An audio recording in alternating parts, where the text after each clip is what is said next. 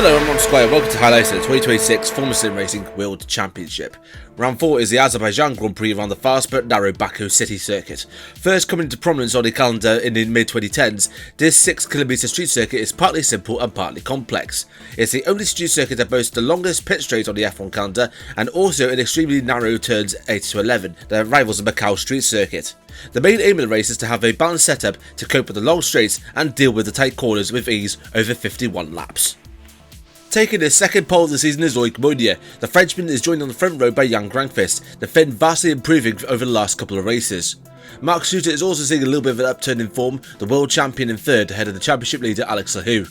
Peter Burlak rounds out the top 5 for MV Conquest, whilst River Machete had a U-turn in his decision from the previous race and decided to drive in Azerbaijan for Ottomale alongside teammate Janis Braksok in 7th.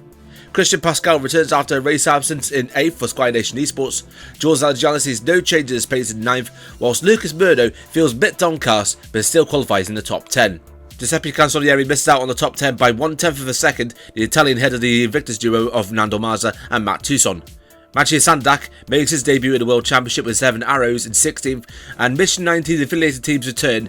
Joe Zopanen for Vela 1 in 17th, and for Supernova in 18th, another World Championship debutant in touch driver, Kian Golshayan.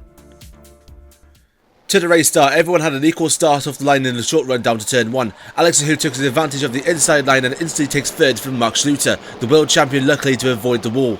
Further back, Christian Pascal loses a bit of grip coming out of turn 2, but it was only a momentary lapse of concentration. The Italian regained composure, albeit down to 14th.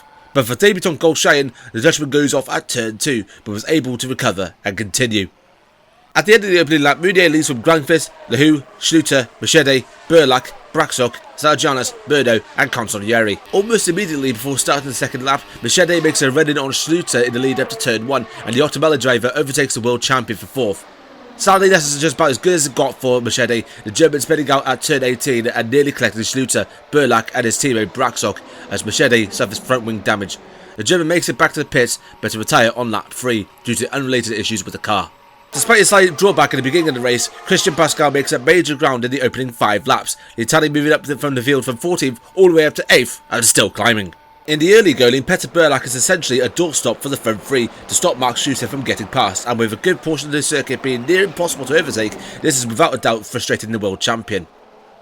Lap 7, with Nando Mazza looking to try and get himself back up into the top 10, he pushed himself to the limit, so much so that he nearly hit the barrier in the tight castle section. Thankfully for the Hungarian, the tank did not leave the car with any sort of damage. So 10 laps in, Mounier has an early advantage, but must be wary of the ALMMV duo from behind him. Peter Burlak is in 4th with over a second from Braksok. Mark Schluter's races are taking a nosedive for the world champion in 6th, just trying to keep ahead of Lucas Murdo. Christian Pascal recovered well to hold on to 8th, ahead of fellow Italian Cancellieri in 9th, whilst Nando Mazza holds on to the top 10.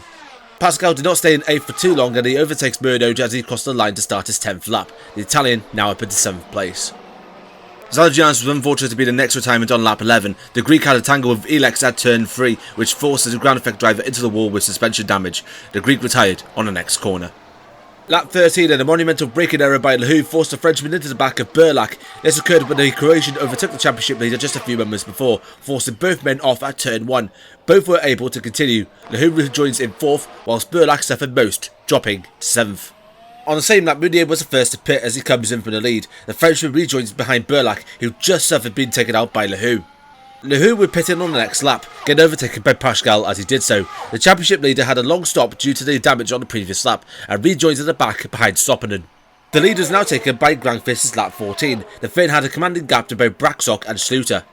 Kian Golshayan becomes retirement number 3. After exiting turn 2, the Dutchman spins seemingly with no damage and was able to continue. But Golshayan did not feel at ease of the car, and on the very next corner, the back end snapped back, forcing him into the wall. A disappointing end to a World Championship debut in Baku. Pascal would get overtaken himself before he pits on lap 16 by Burlak. The Italian rejoins in 9th behind Mazza. Zaba Elex was the next to call it a day in the pits on lap 17, the Hungarian pulling him to retire. On the same lap, disaster at the castle section. When Schluter tagged the barriers, he had to reverse up the hill to try and rejoin this race. But whilst the German was recovering, he did not anticipate Murdo coming out in the castle section and the Brazilian slammed into the world champion. Both men suffering serious damage, but luckily both men were able to continue back to the pits for repairs. Murdo rejoins in 10th, while Schluter comes out in 11th, just in front of Lahou. Lap 20, with some of the usual leaders down the field, Cancellieri is seemingly caught by surprise when the Italian is in 4th, but loses out when Braxok goes down the main straight. Braxok in 4th whilst Cancellieri is in 5th. Behind them, Pascal continues his upturning form with a simple overtake on Mazda for 6th as the Hungarian dives into the pits. Mazda rejoins in 9th just in front of Murdo. Who continues to recover from his early excursion with a simple but arduous overtake on Nando Mazda to try and get back into the top 10 on lap 21. Grangfist stops in for the lead on lap 23, with the Finn rejoining behind Meunier, who's back on the top spot. Schluter meanwhile gets back into the top 10 with a great overtake on Suisi, and then on Tucson in the space of 2 laps. At halfway distance, Luc Meunier leads, the gap increasing from Jan Grangfist in 2nd. Jan Braxok's in 3rd and starting to lose communication with the front 2. Peter Perlak's in 4th, but must be wary of a certain Christian Pascal in 5th. Giuseppe Cancellieri holds his race together in 6th. Alex Hu bringing himself back up the field. The championship leader is in 7th, a few seconds from Lucas Murdo. Nando Mars is behind in 9th, a few seconds removed from Mark Schluter, the world champion, rounding up the rest of the top 10. Despite the tense nature of the Baku city circuit, the majority of the field is halfway distance on softs, with Meunier, Pascal, Cancellieri, Murdo, Marza and Suisi on the mediums. Stoppelin will be the one to break that trend on lap 29 as the Finn pits in for hards. Lap 30 and Schluter is intensely and with intent chasing down Marza through the first couple of corners. The world champion then overtakes the Hungarian on the outside going down the back straight to move up into 9th place. Cancellieri pits from 6th on lap 31 as the Italian changes to the soft compound. The Valley driver rejoins just in front of Schluter. Lap 32 and Lehoux pits in for the 2nd time in the race as he rejoins in 8th, but didn't see Schluter in his mirrors properly as he came out of pit lane. The world champion making an audacious outside overtake on the championship leader, Lehoux back down in 9th. Lehoux retakes 8th from Schluter on the next lap. Lap 34 and Pascal makes his final stop as the Italian pits on softs. The Squire Nation driver rejoining just in front of Lehoux, who's overtaken Cancellieri down the main straight. Pascal 6th, Lehoux 7th and Cancellieri in 8th. On the same lap, Schluter drives in for the pits for mediums, the world champion back down in 12th, a difficult end to a difficult afternoon for ground effect.